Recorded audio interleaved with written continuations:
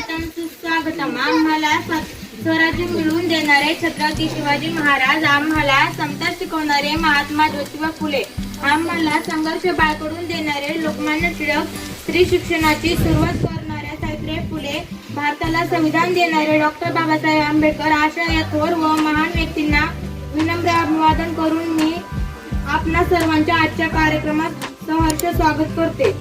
स्वप्न ती नव्हते जी झोपल्यावर पडतात, स्वप्न ती की जी तुम्हाला झोपूच देत नाही, पण ती प्रत्यक्षात उतरवणारी माणसं फक्त हाताच्या बोटावर मोजण्या इतकी असतात. तसेच आपण आहात स्वप्न प्रत्यक्षात जपणारी. योजलेले कुठलेही कार्य असो अथवा कार्यक्रम ते सिद्धीस जाण्याचे सर्व श्रेय त्या कार्यास अथवा कार्यक्रमास लाभलेल्या सारथ्यास जात असते. म्हणून आजच्या कार्यक्रमाचे सारथ्य म्हणजे अध्यक्ष स्थान आपणा सर्वांना सुपरिचित असलेले व आपल्या स्नेहपूर्वक विनंतीला मान देऊन कार्यक्रमास आयोजन उपस्थित राहिलेले श्रीमती जोशी मॅडम यांना अध्यक्ष स्थान स्वीकारावे अशी मी विनंती करते. तसेच सर्व आदरणीय शिक्षक यांनाही आपले स्थान स्वीकारावे असे मी विनंती करते. प्रतिमा पूजन.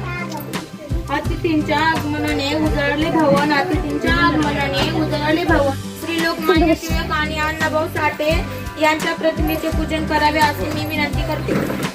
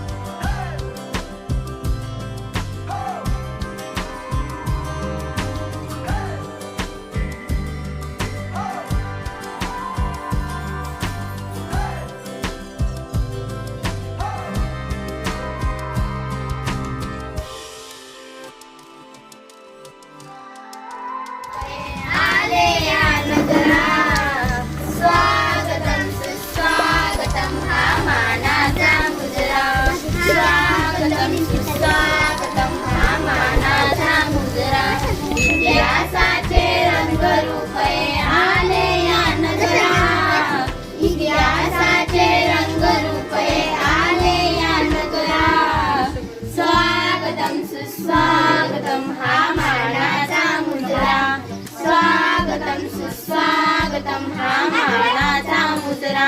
दहा दिशाने गुरुजनाने सभा मंडपी स्वागत झाले. दहा दिशाने गुरुजनाने सभा मंडपी स्वागत झाले. पूर्व नियोजिता पूर्व घडले, पूर्व नियोजिता पूर्व घडले, सावरल्या नजरा. स्वागतम सुस्वागतम हा मानाचा मुजरा. स्वागतम सुस्वागतम हा मानाचा मुजरा. नम्र कलेचे कुणी उपासक, कुणी तपस्वी, कोणी साधक. नम्र कलेचे कुणी उपासक, कुणी तपस्वी, कोणी साधक. शिल्पकार हो सारे कल्प, शिल्पकार हो सारे कल्प, जीवन या समरा.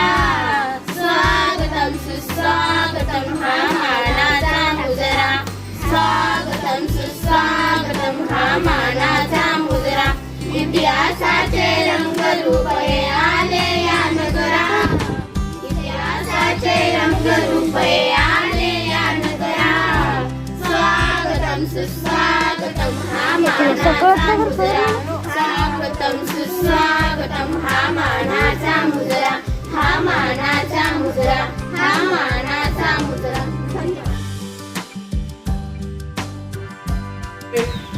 नंतर मात्र त्यांनी मुंबईला गेल्यानंतर एक एक अक्षर वाचायला त्यांनी सुरुवात केली आणि त्या ठिकाणी मात्र त्यांच्यावर मार्क्सवादाचा प्रभाव पडला.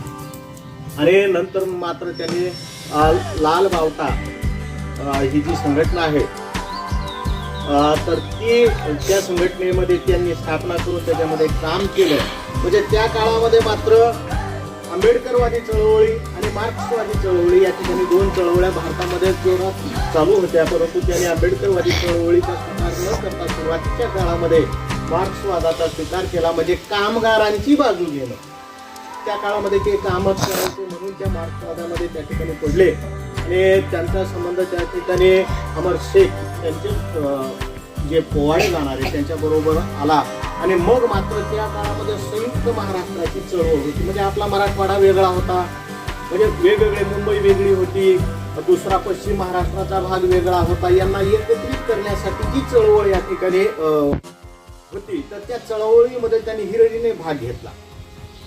मग काय, मग लोकांची जनजागृती करायची. लोकांपर्यंत त्या काळामध्ये मोबाईल नव्हता, वरच्या काढायच्या, चला हा या, तसं नव्हतं काही. मग त्या ठिकाणी इंग्रजांना समजू नये म्हणून गाण्यातून प्रबोधन करायचं. मग ते पोवाडे गायचे. या पोवाड्यामधून आपल्याला जो संदेश द्यायचा आहे तो संदेश त्या ठिकाणी देत असत. मग असं करता करता 1942चा काळ असा होता की चले जाओ, क्रांतीची मशाल पेटवली, क्रांतीची मशाल पेटवली, स्वराज्यासाठी सिंह गर्जना केली, स्वराज्यासाठी सिंह गर्जना केली.